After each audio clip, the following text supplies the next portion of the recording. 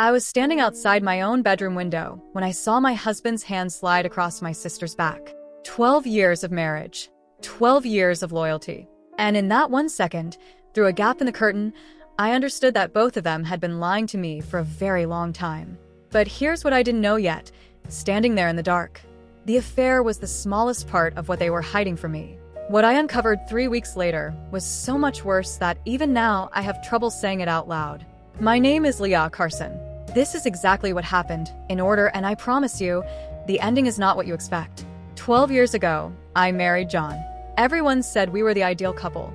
What nobody knew was that 6 years into our marriage, my mother passed away and left me something that would later become the real reason for everything that happened to me. A piece of land and a small but steady rental income from 2 properties in her name, transferred entirely into mine. John never once mentioned it after the funeral. I thought that meant he didn't care about money. I was wrong. It meant he was already thinking 3 steps ahead. Remember that inheritance. Everything comes back to it. We tried for a child for years. Nothing worked. At year 8, a doctor told me my chances were almost none. I grieved that news for months. What I did not know, what I would only discover much later, is that the fertility specialist John insisted I see was not actually assigned to me by the hospital. John had personally requested him. He had met with that doctor privately, twice, before my own diagnosis was ever delivered to me. I want you to sit with that for a second because I didn't understand what it meant until far later in the story either. My younger sister, Florida, began visiting constantly after my diagnosis. I welcomed it. I was grieving, and she made the house feel less empty. But Florida had her own history I never paid attention to. 2 years earlier, she had lost almost everything in a failed business, and she owed money to people she was terrified of. I knew this. I had even lent her money myself. I never once connected it to what was happening in my own living room. It was a Tuesday. My appointment was canceled without warning, so I came home 2 hours early. The house was silent, no television, which was strange, because John always left it running. I walked around the side of the house instead of through the front door, and through the gap in the bedroom curtain, I saw them. My husband, my sister. Not a friendly conversation. Something else entirely. I didn't scream. I stood there until my legs stopped shaking, then I walked back to the front step and sat down like nothing had happened. And that decision to stay silent instead of exploding is the only reason I eventually learned the truth. For 6 weeks, I said nothing. I watched instead. And in that silence, I noticed something that didn't fit an ordinary affair. John started asking me, gently, almost casually, whether I had ever thought about simplifying things, putting the rental properties for my mother into a joint account. For tax purposes, he said. He asked me this twice in 1 week, right in the middle of pretending everything between us was normal. A man having an affair hides.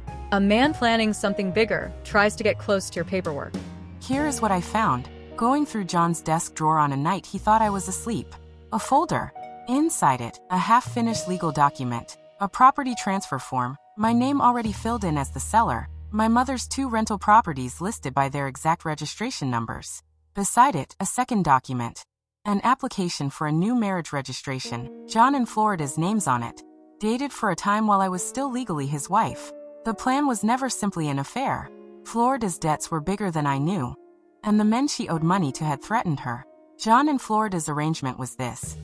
Get me to sign over my mother's properties for the family, quietly divorce me once the paperwork cleared, and use that same property to pay off Florida's debt and start their new life together. The infertility diagnosis wasn't the reason our marriage broke. It was the excuse they built our marriages ending around, so that when the divorce came, everyone would say, well, of course they couldn't have children, and no one would ever ask about the property. I sat on the floor of that room for a long time, holding that folder, and something in me went very, very quiet. Not broken. Calculating. I put the folder back exactly where I found it. I said nothing to John. I said nothing to Florida. For the next 2 weeks, I played the part of the grieving, oblivious wife perfectly, while I quietly met with a property lawyer of my own, moved my mother's original ownership documents to a location only I knew, and opened a separate account that neither of them could access or trace. 3 days after I found that folder, John asked me to sign a document. He called it a family trust arrangement, said it would protect the properties from taxes, said it was something my mother would have wanted. His voice was gentle. His hands, I noticed, were not. I told him I needed time to think. I told him grief made these things hard. He accepted this, because it fit the story he'd already built about me, the fragile, grieving wife who would eventually give in. What he didn't know was that I had already taken certified copies of every document in that folder to a lawyer of my own, a woman named Advocate Raymond, who confirmed something that changed everything. The preliminary transfer form already had a signature on it. My signature. One I had never written. John had forged it. Not the final transfer, that still needed my real signature in front of a registrar, which was why he was pushing me so hard. But the preliminary form, the one meant to start the process, already carried a forged version of my name. I did not confront him. I photographed everything, had it independently notarized, and said nothing at all. For the next month, I played my part perfectly. I told John the first was coming around to the idea. I let Florida visit again. Let her sit at my table. Let her believe I had no idea what was written in her own hand in messages I later found. Messages to a friend saying, "Once the land clears, we're finally free of this. She's slow, but she'll sign."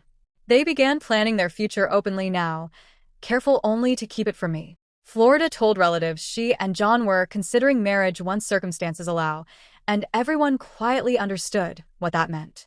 John started meeting with a builder about developing my mother's land. He had already picked a name for the housing project. He had already started spending money he did not yet have. This is the part one want you to notice. Nobody forced John to forge that signature. I did not orchestrate this.